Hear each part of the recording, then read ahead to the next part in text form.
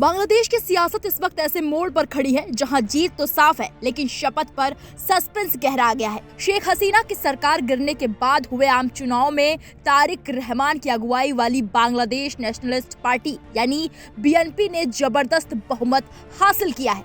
300 सीटों वाली संसद में 151 का आंकड़ा बहुमत के लिए जरूरी होता है और बीएनपी 200 से ज्यादा सीटें जीतकर 2/3 ताकत के साथ सरकार बनाने को तैयार है। तारीख भी लगभग तय मानी जा रही है। 17 फरवरी को तारिक रहमान प्रधानमंत्री पद की शपथ ले सकते हैं, लेकिन असली सवाल यही है कि शपथ दिलाएगा कौन। सियासी जीत लेकिन संवैधानिक पेच। बांग्लादेश में पिछली उथल पुथल के बाद संसद भंग हो चुकी है। न स्पीकर है, न सदन अस्तित्व में है। डिप्टी स्पीकर जेल में है। ऐसे में परंपरागत प्रक्रिया ठप पड़ी हुई है। अब बात करते हैं कि क्या कहता है संविधान। संविधान का अनुच्छेद 148 कहता है कि सरकारी गजट में चुनाव नतीजे प्रकाशित होने के 3 दिन के भीतर निर्वाचित सदस्यों को शपथ दिलाई जानी चाहिए। लेकिन यहाँ भी एक ट्विस्ट है। चुनाव आयोग के नतीजे अंतिम नहीं माने जाते। सरकार को अधिसूचना जारी कर उन्हें औपचारिक रूप देना होता है। उसके बाद ही 3 दिन की घड़ी चलती है। मीडिया रिपोर्ट्स के मुताबिक 18 फरवरी तक शपथ प्रक्रिया पूरी कर ली जाएगी। लेकिन अब जो नया पेज सामने आया है उसने सस्पेंस बढ़ा दिया है।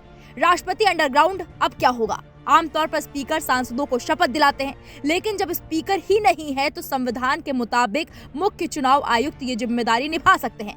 राष्ट्रपति चाहे तो किसी को मनोनीत भी कर सकते हैं, यहाँ तक कि मुख्य न्यायाधीश को भी। लेकिन अब खबर यह है कि राष्ट्रपति इस्तीफे के ऐलान के बाद सार्वजनिक रूप से सामने नहीं आ रहे। सियासी गलियारों में चर्चा है कि राष्ट्रपति अंडरग्राउंड हो गए हैं। दरअसल बांग्लादेश के राष्ट्रपति मोहम्मद शाहबुद्दीन ने ऐलान किया था कि नई सरकार बनने के बाद वो इस्तीफा दे देंगे, क्योंकि यूनुस ने उन्हें बहुत अपमानित किया है, इसलिए वो बहुत दुखी है और बांग्लादेश में हो रहे अत्याचार उनसे देखे नहीं जा रहे।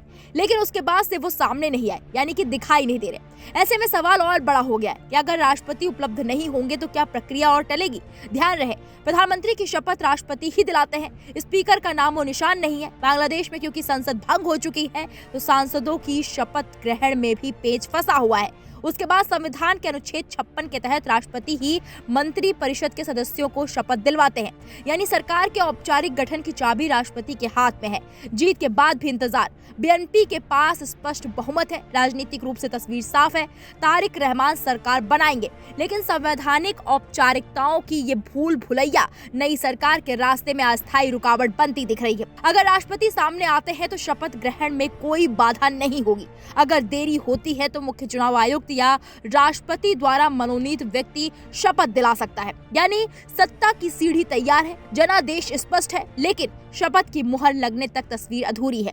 बांग्लादेश में अब नजरें सिर्फ एक पल पर टिकी हैं। कब होगा वो क्षण जब तारिक रहमान प्रधानमंत्री पद की शपथ लेकर नई सरकार की औपचारिक शुरुआत करेंगे? फिलहाल जीत का जश्न है, लेकिन शपथ पर सस्पेंस बरकरार है। बता दें कि शपथ के लिए भारत, पाकिस्तान समेत कई देशों को न्योता भी भेजा जा चुका है। ये तो वही बात हुई, दूल्हा दुल्हन रेडी है, लेकिन पंडित जी का तो पता ही नहीं। फिलहाल शपथ ग्रहण का कार्यक्रम कैसे होगा ये तो आने वाला वक्त ही बताएगा। इस पूरे मामले पर आपकी क्या राय है, हमें कमेंट बॉक्स में जाकर जरूर बताएं।